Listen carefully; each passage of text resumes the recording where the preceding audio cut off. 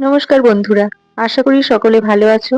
আজকে আমি আরেকটি নতুন রেসিপি নিয়ে চলে এসেছি। রেসিপিটি হলো চিংড়ি মাছ বাটা। চিংড়ি মাছ বাটার জন্য প্রথমে কিছুটা চিংড়ি মাছ নিয়েছি।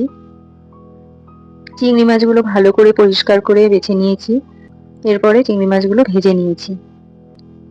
রেসিপিটির জন্য যা যা প্রয়োজন তা হলো পেঁয়াজ কুচি, কিছুটা কালো জিরে, কয়েকটি কাঁচা লঙ্কা, কয়েক কোয়া রসুন, এছাড়াও নুন এবং হলুদ গুঁড়ো। প্রথমে গ্যাস ওভেনে কড়াই বসিয়ে নিয়েছি। ওভেন অন করে দিলাম।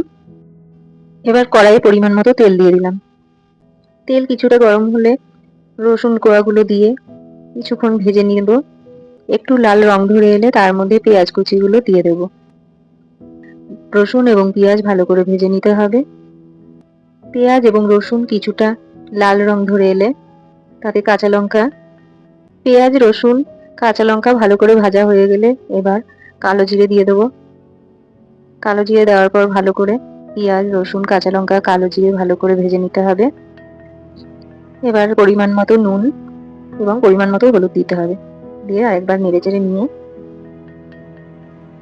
তার মধ্যে ভেজে রাখা চিংড়ি মাছগুলো দিয়ে চিংড়ি মাছ বাটার জন্য রান্নাটি রেডি হয়ে গেছে। এবার চিংড়ি মাছ বেটে তোমাদের সামনে নিয়ে আসছি।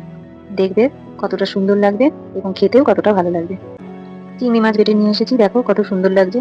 আশা করি তোমাদেরও ভালো লাগবে। তোমরা এইভাবে চিংড়ি মাছ বাটা করে নিয়ে খেয়ে দেখতে পারো। আশা করি সকলের খুব ভালো লাগবে। ধন্যবাদ।